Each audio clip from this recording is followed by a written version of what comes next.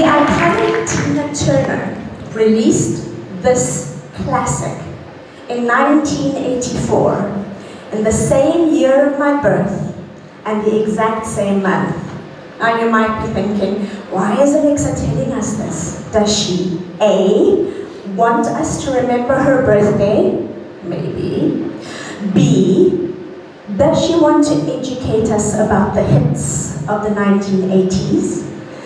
C, does she want to do what she generally does to her students, serenade them unsolicitously?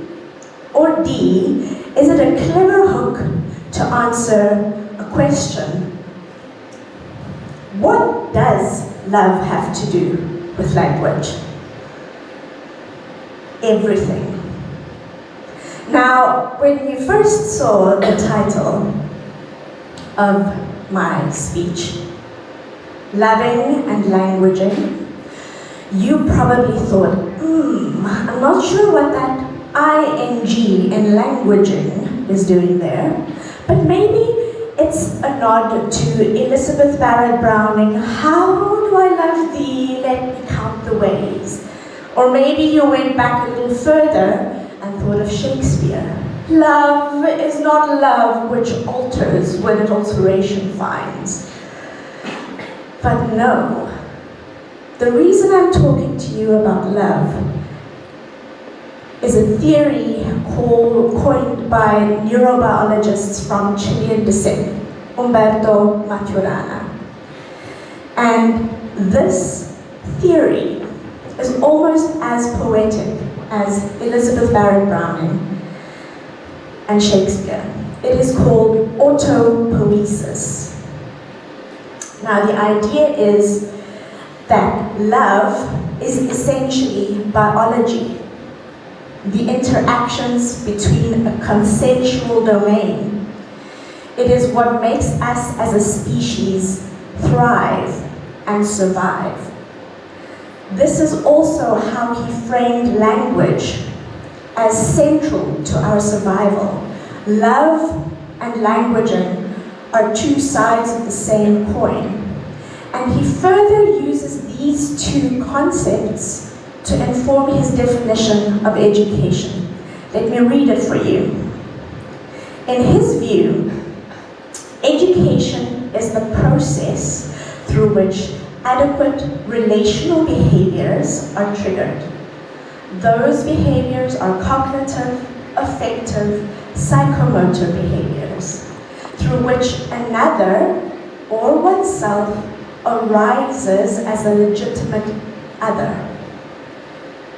In this view, intelligence is not so much about easily solving a difficult problem, but about letting another arise as a legitimate other in consensus.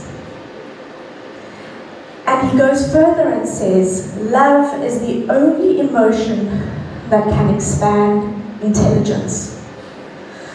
Now at this point, you're probably thinking, Alexa, please explain. So let me do that. And I will try and begin explaining by telling you where I come from. I speak from a place down in the south. The south is often forgotten when we think of progress and we think of success. South Africa, my home country, is a place rich with diversity, not just geographically, but in terms of people, in terms of languages. In fact, we have 11 official languages. So you can imagine that diversity is in our blood. In fact, there is a philosophy called Ubuntu, which means human becoming. Roughly translated, we can say, I am a person because we are all people. There is an understanding that my being is constituted because of your existence. You arising as a legitimate other, even though we are different. Now, South Africa is definitely one country with a vision of uniting diversity. We often call ourselves the Rainbow Nation, but it isn't always that easy. We struggle to express the loving in the languaging.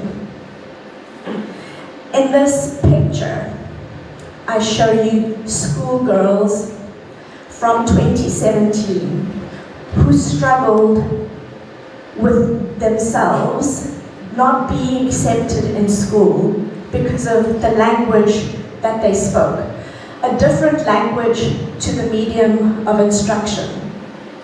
And the result was that they did not feel like legitimate others. In fact, as you see in the one picture, the student says, "You tell us to be ourselves, but you strip away everything that makes us us." There were also rules like having hair, if it's too big, you need to put it in braids and make it more civilized. And as an educator in South Africa, one of the first words or phrases I learned with my students who spoke a different language was about hair, and it goes like this. "Ndiyazithanda inwele zakho sisi." And usually it's the girls with the great hair. And it means, "I love your hair." Now, the point is, language can sometimes be something we think of as in need of protection. We think of language as the thing that exists in a book, that is treasured, the poems of Shakespeare that needs to be preserved. But language, like the neurobiologists suggest, is about people. It's about speakers. It's about what happens between us when we engage. Language lives outside just words. It is meaning. It is the smile I bring into a conversation. It is my energy. You can feel what I mean. That is why I've changed language to languaging. It is the interaction we have when we are together. It is not just words. Something that I also am very proud of is Trevor Noah and his rise to success in the United States. You might remember or recognize him from his appearances on The Daily Show, and something that really brought him to fame was his facility with accents. And he makes a lot of jokes about a lot of different languages and accents. And the point he's making here, the fact that language and accents govern so much of how people think about how other people are, is that we sometimes put language first and expect language to sound a certain way instead of looking at the person and trying to understand what meaning that person is making. So it is a challenge to us to be loyal to other humans instead of simply a language. I want to introduce you to Bad Bunny. You might not know him yet, but I encourage you to look him up. He is a Puerto Rican rapper in Spanish. Now, to give you some context, Puerto Rico is a territory of the United States. And recently, Bad Bunny was invited to sing at the halftime show of the Super Bowl that's coming up. And people were wondering and making lots of noise about his music, which is only in Spanish, but he has American citizenship. So how does that work? The idea is we put the language in front of the person. Despite the fact that he is an American, the people of Puerto Rico are often treated as second-class citizens.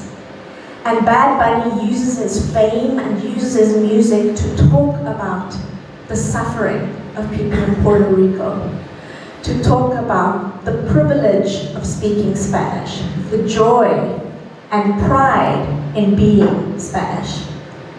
And this brings me to another author on the topic of love, Bell Hooks.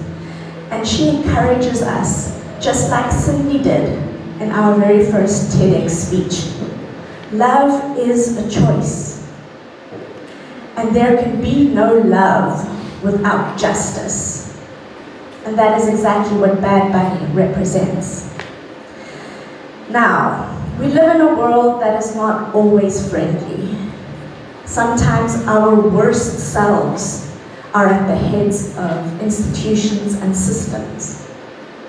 But that doesn't mean we don't have a choice. You will very soon go from a very safe family that is accepting in Beijing 101 into the wide world where you might be a different other. I cannot guarantee that people will love you in their language, but you can love them, and you can start sowing the seeds of love now in the hope that you will harvest a big harvest of love.